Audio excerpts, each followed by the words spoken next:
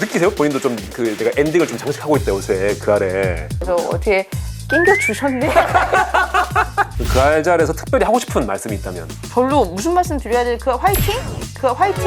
이렇게 해드려야 되나? 파이팅! 네. 네.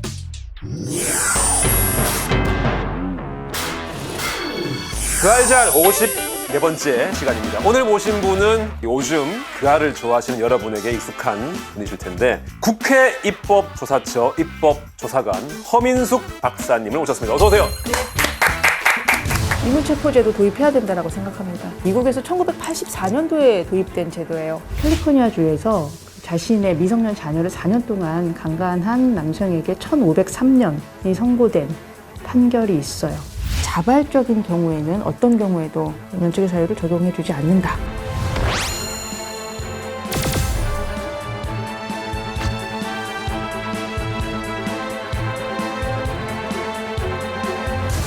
감사합니다. 네. 초대해주셔서 감사합니다. 뭐 제가 이렇게 초대될 줄은 몰랐어요. 정말 뜻밖이었어요. 진짜 깜짝 놀랐어. 뭘 그렇게 놀라세요? 저는 여전히 네. 그 아래 굉장히 오래된 시청자의 정체성을 가지고 있어서 이 모든 게 다 너무 어색한 거예요. 그럼 오래된 그 알 애청자이신 거예요? 정말 오래됐어요. 언제부터요? 아마 네. 중고딩 시절이었지 않을까요? 지금 아. 진행자분께서 굉장히 오래 하고 계시는 거잖아요. 그쵸. 근데 그 전전 진행자분들 때서부터 전이면 누구지? 어쨌든 네.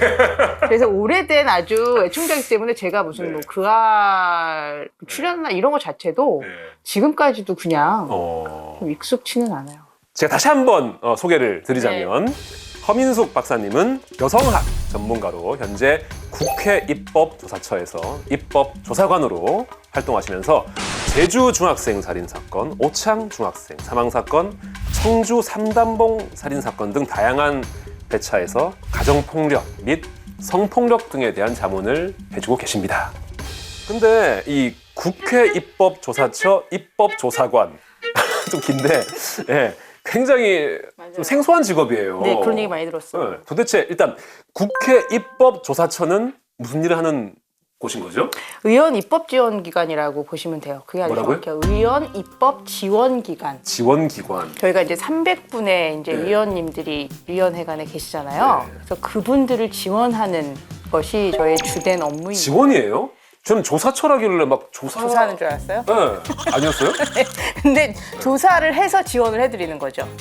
아, 그분들이 잘하나 못하나를 조사하는 게 하는 것이 아니라 아니라. 아니라 아, 그러셨구나. 이런 사람이 분명히 있을 거예요. 네, 그러실 수 있겠네요. 저희는 법을 만들기 위해서는 좀 준비가 필요하신데 알아보실 게 많잖아요. 그렇죠. 이런 일이 실제로 벌어지고 있느냐. 그러면 이 일을 개선하기 위해서는 어떻게 하는 게 좋을까? 또는 외국에서는 이 유사한 사안에 대해서 어떻게 정부가 대응하고 있을까? 이런 게 궁금하신 게 많으시잖아요. 그렇죠. 그럴 때 저희 입법조사처에 의뢰를 하시는 거예요. 아, 그래요? 예, 이거에 대해서 좀 알아봐 달라. 그러면은 저희가 그거를 그야말로 조사를 해서 빠른 시간 안에 이렇게 회답을 드리는 것이 저희의 주요한 임무입니다. 그래서 이게 첫 번째 업무고 두 번째 업무는 뭐가 있냐면 질의하시기 이전에 저희가 먼저 제안을 드리는 경우도 있어요. 이런 법을 좀 만들면 좋겠다. 오. 지금 이런 사람들이 있는데 입법 공백이 있네요 라고 말씀을 드리는 거예요. 그래서 그거를 보고서를 발간을 해요. 네. 그러면 저희의 독자는 의원들께서 특히 보좌진들께서 보시고 이거를 놓쳤었네. 이거를 정말 좀 법을 개정해야 되겠다. 이러실 수 있도록 지원하는 것이 저의 또 업무이기도 합니다. 그럼 특정 의원을 집어서 드리는 게 아니라 전체 단체. 그럼요. 이게 나왔다라는 걸 빨리 캐치한 의원실에서는 바로 전화가 와서 준비를 하시겠다 서두르시기도 하고 또 어떤 의원실에서는 나중에 전화하셔서 이거 혹시 전화 온 의원실 있느냐 이렇게 물어보시기도 해요. 야, 약간 경쟁일 수도 있겠네요, 그게. 그럴 수도 있어요. 그럼 이런 입법조사관으로 일하시는 분이 몇 분 중 계신 거예요? 아마 저희가 한 90명 가까이 90명. 계시는데 문제는 뭐냐면은 그 분야에 딱 한 분만 계세요. 어떤 분야에 각 분야별 한 명만? 한 명. 네. 그럼 박사님은 어떤 분야인가요? 저는 가족 청소년 분야입니다. 한 명밖에 없는 거예요? 저밖에 없어요. 그러니까 이거 사실은 되게 어깨가 무거운 그러네요. 직업이에요. 정말 어깨가 무겁고 그리고 되게 보람 있는. 그렇죠. 반대로 또 보람도 일이긴 해요. 있고. 그렇게 해서 뭔가를 제안을 드렸는데 유연실에서 어우 좋다. 네. 그리고 이제 바로 발휘해 주시는 경우 있거든요. 야, 그런 경우 있어요? 있죠. 여러 건 많아요? 있죠. 오. 여러 건 있죠. 좀 그 자랑 좀 해주세요. 내가 이거 보고서 냈는데 발의돼서 입법이 됐다. 지금도 너무 흐뭇한 네. 그 사안은 뭐였냐면은 혹시 보호 종료 청소년 들어보셨어요? 보호? 종료 청소년. 그러니까 예전에는 우리가 그곳을 고아원이라고 불렀었어요. 지금은 보육원. 네. 네, 거기서 불우한 사정으로 부모님 밑에서 그냥 성장하지 못하고 시설에서 성장하는 아동 청소년들이 있어요. 근데 법률상 아동복지법상 만 18세가 되면 퇴소를 했어야 했어요. 근데 18살에 나가라는 그 법은 사실은 60년대에 만들어진 법이었던 거예요. 그 당시에는 18살이면 그때는 또 학교를 또 많이 다니지도 않았으니까 고등학교 졸업하면 적당한 곳에 취업을 해서 자기 스스로를 부양할 수 있는 그 정도의 나이였던 거예요. 그 법이 만들어질 당시에. 그래서 2018년도에 제가 보호 종료 청소년에 관한 중간 규모의 보고서를 씁니다. 그게 나가고 나서 유연실에서 전화가 딱 온 거예요. 네. 평소에 나도 그렇게 생각하고 있었는데 이거 한번 같이 해보자. 오. 이렇게 해서 결과만 말씀드리자면 이제 보호 종료 청소년들은 자신이 원하기만 하면 24살까지 오. 머무를 수 있습니다. 확 늘었네요. 18에서. 그 이전에도 연장이 가능하긴 했어요. 근데 연장이 가능한 요건들이 있었어요. 뭐 학업을 계속하고 있다거나 정부기관에서 인정하는 곳에서 뭐 취업훈련을 받던가. 근데 사실 학업을 계속하거나 취업훈련을 받는 청소년들은 오히려 안정된 청소년이고 아직 마음을 잡지 못하고 그쵸. 갈피를 잡지 못하고 무기력 상태에 빠져있는 청소년들은 훨씬 더 보호가 필요한데 오히려 나와야 되는. 나와야 되는 그런 현실이었어요. 근데 이제 올해 6월 22일부터는 올해부터? 와. 올해부터는 머물고 싶으면 만 24살. 이거는 진짜. 와. 자랑할 하네요, 진짜 이거는. 그러면 이제 입법조사관에 대한 이제 오해? 네. 그 위원님들을 조사한다는 그 오해는 풀리신 건가요? 그분들이 잘하나 못하나를 조사하는 게 하는 것이 아니라. 아니라. 아니라. 그러면 박사님이 개인적으로 이 입법조사관으로 일하게 된 계기. 그러니까 이때 정말 되게 뭐라 그럴까 웅장해지는 스토리가 사실 있어요. 제가 이 입법조사관이 되기 위해서 얼마나 많은 시간을 노력해 왔는가. 사실 이렇게 딱 나와야 되는데 네네네. 그게 없는 거야. 어쩌다가 진짜. 오늘 이게 아무나 할 수 있는 자리는 아닐 것 같아요. 그러니까요. 이제 그건 뭐냐면은 사실 제가 여기 다니기 전에 이제 다른 기관에서 학교에 있었는데 네네. 저를 이제 제자처럼 아끼는 이제 주변의 선생님들이 야 여기 되게 좋은 자리 나왔는데 한번 지원을 해봐라 이렇게 저한테 권유를 해주셨어요. 근데 당시에 저는 어떤 생각이 들었냐면 지금 꿀 빨고 되게 편했거든요.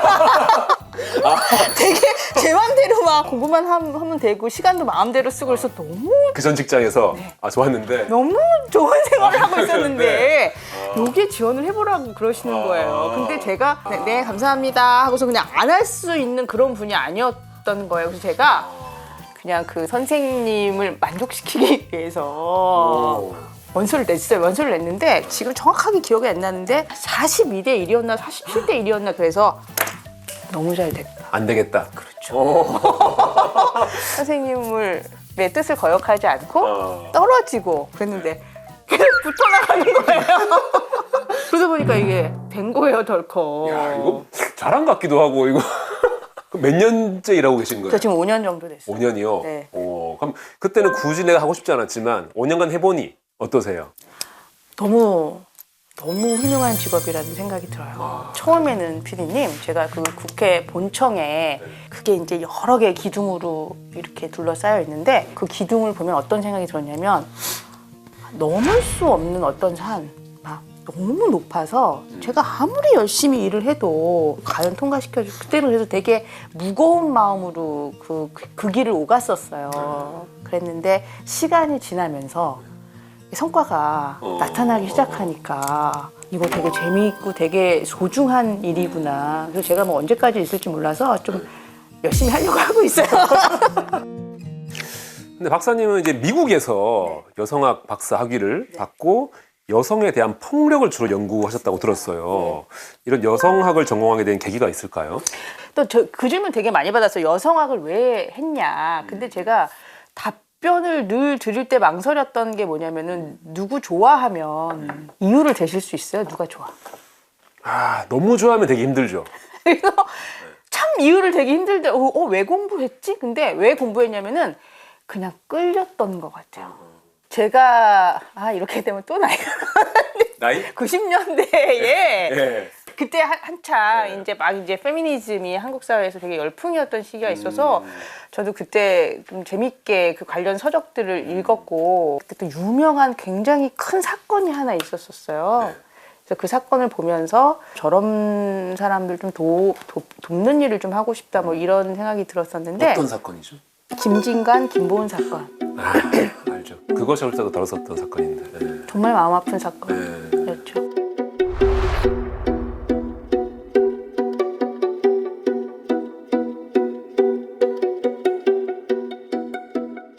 90년대에 뭐 페미니즘이 큰 이슈였다고 하셨는데 사실 지금도 마찬가지잖아요. 리부트라고 그러는 거예요. 그래서 아, 맞아요. 다시 네. 부활한 페미니즘. 네. 뭐 일상 속에서 뭐 성범죄, 데이트 폭력, 스토킹 뭐 정말 다양한 그런 젠더 폭력 범죄를 마주하고 있는데 최근에 인하대 사건도 아시잖아요. 그 사건 같은 경우도 중강간치사 네네. 혐의로 송치됐는데 저희가 진짜 분노하는 거에 비해서 실제 이제 법을 적용하거나 판결하는 거는 저희 좀 차이가 날 때가 많잖아요. 어떤 법의 허점이 뭐가 있는 건지 또 어떤 식으로 해결할 수 있을지 이런 것들 좀 듣고 싶어요. 제가 좀 지금까지도 분노하고 있는 사건은 뭐냐면은 시멘트 안매장 사건.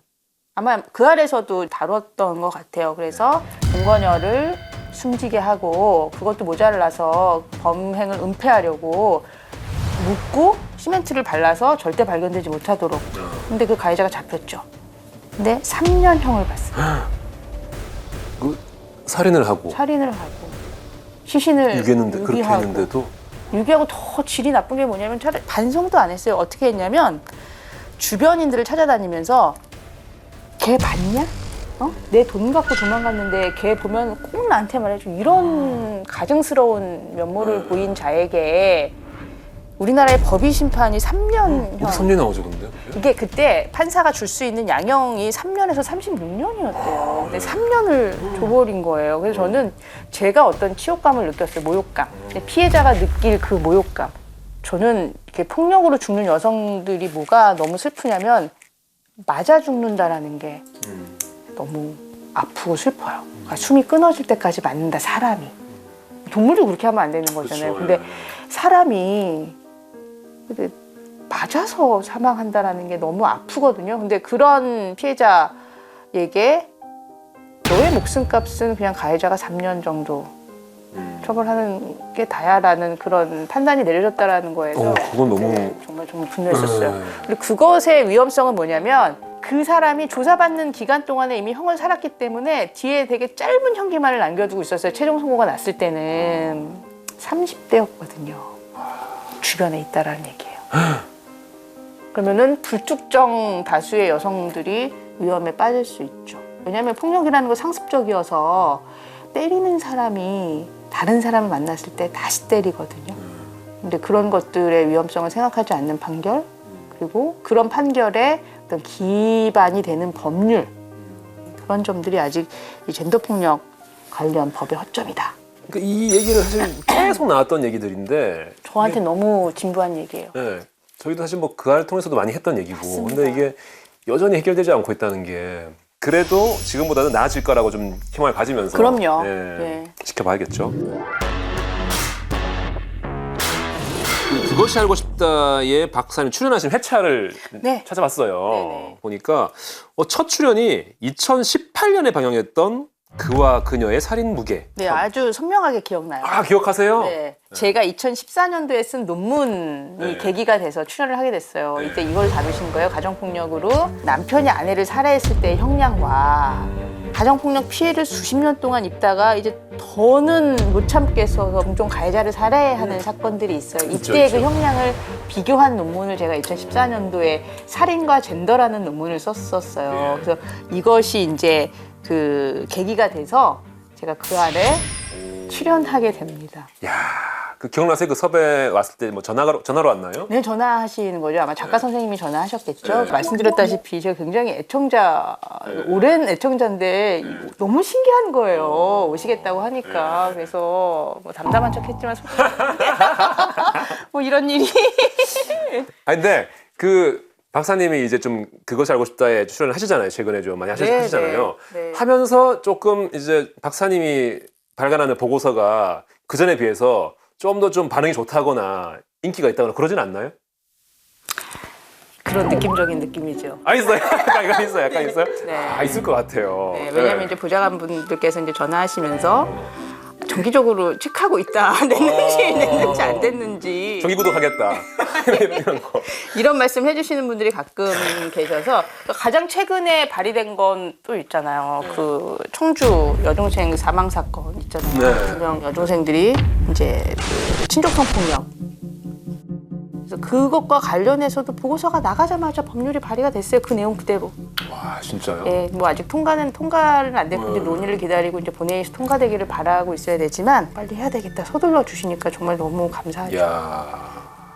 근데 저희 그것이 알고 싶다에서는 그 마지막 인터뷰가 상당히 중요하거든요. 그 해당 회차의 주제를 한번 딱 정리하는 그런 느낌. 제가 보통 그런 살인 사건 이런 강력 사건을 많이 다룰 때는 이수정 교수님이나 표창원 교수님이 네. 좀 그런 역할을 많이 했어요.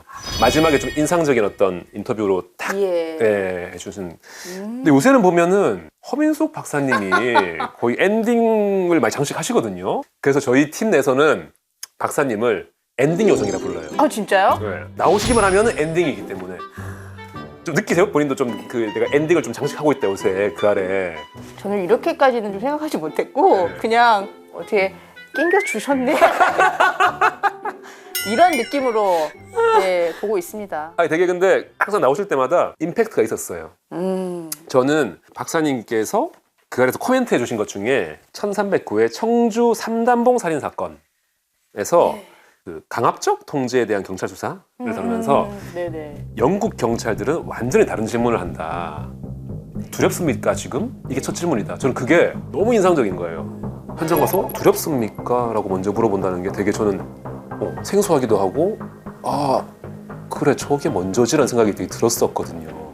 영국에서 그런 매뉴얼을 갖출 수 있었던 거는 만약에 이런 사망 사건이 일어나잖아요. 수사해서 범죄자 잡고 뭐 이렇게 하고 끝나는 것이 아니라 리뷰를 해요. 피해자는 어떤 경험을 했는가? 피해자는 숨지기 직전에 어느 기관을 방문했는데 그 사람이 어떤 위험 신호를 놓쳤는가? 이런 것들을 다 기록으로 남기더라고요. 그 우리나라 같은 경우는 어쨌든 해결 중심이고 그리고 한편으로는 이런 여력이 없는 것 같기도 해요. 맞습니다. 네. 너무 바쁘시죠. 어쨌든 해결하고 나서 그걸 리뷰하려면 그 시간이 필요한데 다음 사건. 그렇죠. 네. 미제 사건도 많이 남아 있고. 네. 제가 어떻게 생각하면 좀 결례되는 말씀일 수도 있었어요. 그때 그 코멘트가. 그래서 이제 더 많이 지원해 주십사 하라 그런 이제 부탁을 정부에게 좀 요청하고 싶은 마음. 맞아요. 예. 경찰 개개인이라기보다는 그럼요. 정부 그죠. 근데 이 외국 사례를 많이 인용하시면서 우리 제도의 문제점을 이렇게 말씀하시잖아요. 근데 특히 미국, 영국을 많이 인용하는데 뭐 일본도 있고 프랑스도 있고 다양한 나라가 있는데 왜 미국, 영국을 이렇게 언급하시나요? 언어가 영어만 되는 거죠. 그 이유였어요? 찾고 싶어요. 저도 프랑스라든가, 저쪽 막 독일이라든가 일본 왜 안 찾고 싶겠습니까? 그런 거였어요? 그럼요. 그런 그 깊은 사정이 속사정이 또. 그러면 혹시 그 알잘 나오신 김에 네. 그 알잘에서 특별히 하고 싶은 말씀이 있다면? 이거 근데 별로 무슨 말씀 드려야 돼? 그 화이팅? 그리고 이렇게 화이팅? 그리고 이렇게 해드려야 되나? 화이팅! 화이팅! 자, 할까요? 하나, 둘, 셋. 화이팅! 네. 네. 오늘은 허민숙 박사님과 함께 많은 얘기를 나눴는데요. 마지막으로 그 알잘에 출연하신 소감이 궁금합니다. 정말 영광입니다. 제가 영광입니다. 네, 저는 그냥 되게 평범한 애청자? 그 알을 좋아하는 애청자인데 어떻게 살다 보니까 뭐 이런 일도 있네? 약간 이런 감정? 그래서 그래요? 네, 너무 즐거웠어요. 그 알 그래요? 저와 승승장구하시기를 기원드립니다. 저희도 너무 이제 유쾌하셔가지고 너무 즐거웠습니다. 그 알이 여러분 이번 주 그것이 알고 싶다도 본방사수 부탁드리고요. 오늘 나와주셔서 유쾌하게 또 좋은 말씀 많이 해주신 허민숙 박사님 너무너무 감사드립니다. 고맙습니다. 네.